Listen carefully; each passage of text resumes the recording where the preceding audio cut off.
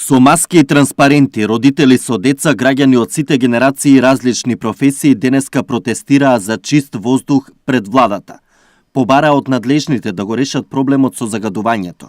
Иако се очекуваа многу повеќе луѓе, на протестот имаше 100 до 200 лица, а од друга страна, неделава кога беше екстремно загадено, социјалните мрежи беа преплавени со илјадници коментари. Со кашлица, лоше, бледило на лице, подочњачиња црни. Значи си чувствувам, затоа и дојдовме тука. Па се запрепастуваме, зашто нема никој толку мал одзив, за луѓе не им смета ова загадување. Јас стварно не ги разбирам. Требаше да има овде помасовно. Треба да се подобри ова состојба? Па треба.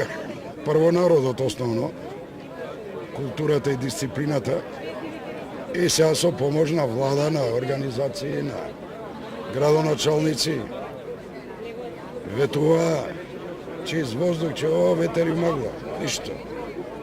Бар ветер да има. Ситуацијата е алармантна и поститно треба да се преземат сериозни мерки. Јас лично сметам дека од ковид доаѓаме големото загадување и треба во тие шписови кога е алармантна состојбата да се забрани возење на ковид. Или барем пар непар да се направи. Тоа не е точно. Еве ги колите пред нас поминуваат, под мојава зграда поминуваат дневно 300.000 возила. Загадување нема кога не работи тешката индустрија. Поддршка на протестот даде и од детската амбасада Меѓеши, кои исто така ја поддржуваат и иницијативата за бојкот на наставата во среда поради загадувањето. Таго да се намали да биде максимум 75 PM и алармот да звони 2 дена последователни. После 2 дена последователни, доколку се случи аерозагадувањето да не се намали на под 75, сметам дека по автоматизам треба се прогласува вонредна состојба која навистина ги погодува пред се здравјето на децата.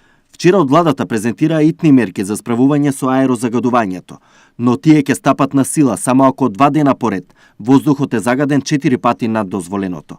Тогаш се препорачува хронично болните и трудниците да бидат ослободени од работа. Градскиот превоз ќе биде бесплатен, инспекцијските контроли засилени, а индустриските капацитети треба за 50% да го намалат производството.